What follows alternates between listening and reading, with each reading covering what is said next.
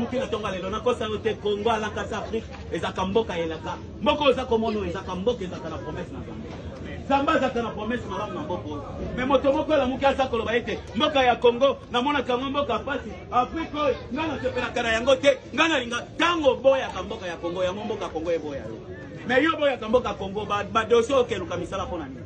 eza lokolo inaka moto me ozolanda ye peuple na Zambie sale effort na kata bina yo longola maloba moko quelconque oyo moko bilakela kama betu nakata mokana notre peuple to se betana biso sana likolo que torrent vient bokosi na yeya que ta volonté soit faite sur la terre comme au ciel mokano na ye sala mala likolo kwa na mabele peuple na Zambie to zela ka mokano na Zambie na kata mboka Kongo tango zako la muka lobaka ke mabele oyo lokola butu eyinaki tongo etani na yebi ke tongo ekozala pona ngai mboko oyo kozala esengo pona ngai milobelaka makambo ya malamu pona mboko oyo po mboko ezaka na ta promesse na Zambie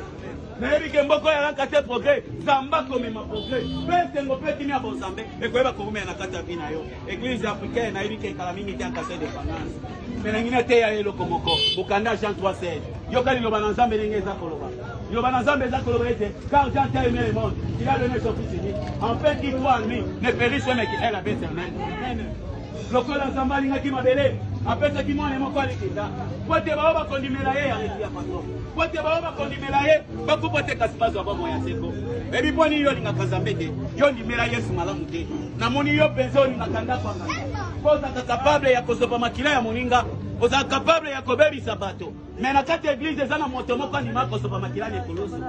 tango mutusu yokanisaka ndako nganga moko lulaka okanisaka kibonganga eza mabe me Yesu bayembaka ete nani monganga ya minganga nganga monene Yesu soza na miso ya komona esengo eza pembeni na yo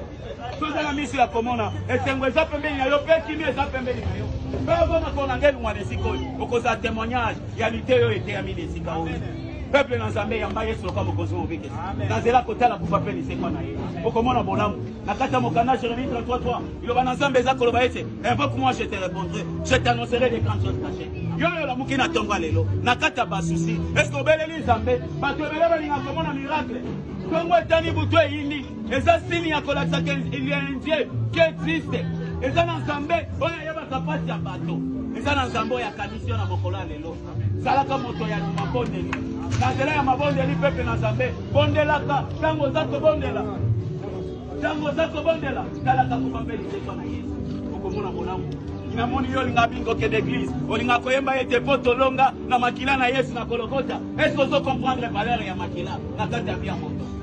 peuple na Nzambe Lazare akufaki mais mokolo Yesu ayaki Marthe na Marie batali kolela balobi soki Jésus azaki na esiko mais ndeko na nga Lazare akufite